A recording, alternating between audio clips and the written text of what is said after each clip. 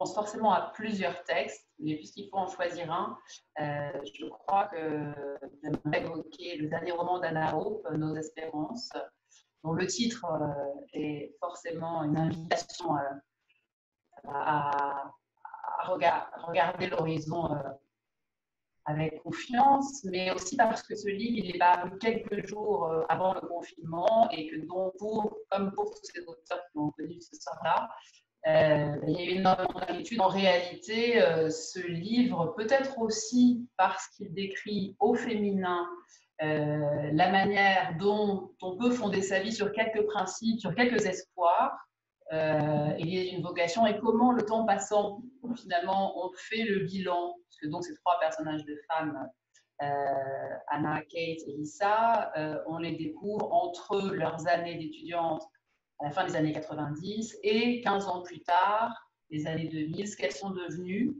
et ce qu'elles ont fait justement de leur vocation. Voilà. Et bien évidemment, elles ne sont pas exactement devenues ce qu'elles avaient imaginé être.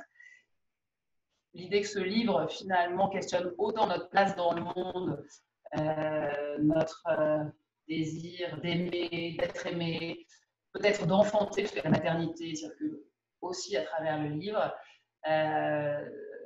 J'en attendais la publication avec beaucoup d'impatience, d'espoir, et de fait, il est sorti avec d'emblée une très belle réception médiatique. D'où la déception, effectivement, de voir le confinement l'empêcher un peu d'exister. J'ai l'impression que ce livre a accompagné tellement de gens qui comptent pour moi, voilà, à un titre ou à un autre, professionnellement ou personnellement, qu'aujourd'hui, c'est finalement avec beaucoup d'espérance que je le vois revivre, avec son auteur, on imagine voilà, comment elle pourrait revenir peut-être, même virtuellement, rencontrer ses lecteurs en France, et en tout cas, cette connivence qui existe entre elle et nous, elle et sa maison d'édition française, le fait aussi qu'elle ait accepté de participer à ce projet de tract de crise pendant le confinement et qu'elle y ait révélé un moment très intime et émouvant de son existence, voilà, qu'elle ait accepté de nous confier que j'ai pu le traduire. C'était là aussi une nouvelle étape finalement dans notre relation.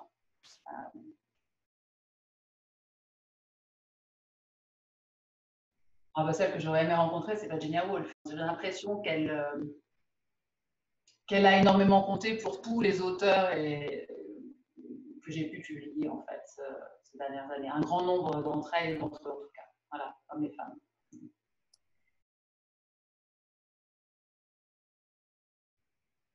Cette incertitude, je dirais qu'elle me surprend chaque jour, et c'est peut-être le principe même de l'incertitude, c'est-à-dire qu'on peut se lever en imaginant qu'on va accomplir telle ou telle mission, et puis finalement, quelque chose survient qui va finalement nous amener ailleurs. Le confinement a été décrété. J'ai vite compris qu'on n'allait pas pouvoir, bien évidemment, publier les livres qui étaient prévus en avril et mai, et qu'il fallait les déplacer et qu'on voulait bien évidemment n'en abandonner aucun. Donc, il s'agissait de tenter de bien choisir le moment alors que planait un grand nombre d'incertitudes.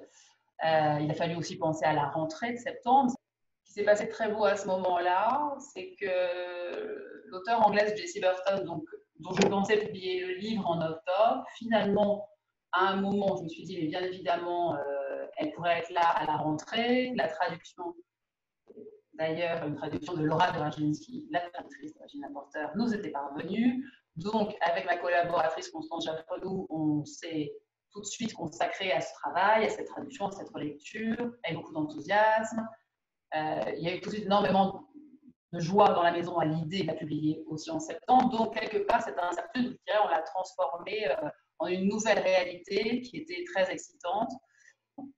Je pense que, comme tous les éditeurs de littérature étrangère, je me demande comment ces auteurs-là vont exister, je veux dire, comment assurer leur présence, même à distance.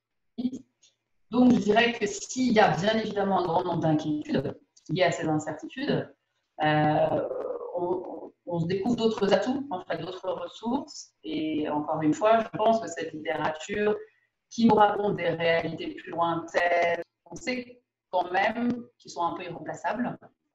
Et donc, à partir de là, je crois que dans les mois qui viennent, où on sera peut-être un peu assigné à résidence, ils vont nous permettre de voyager, de redécouvrir certains moments de leur histoire.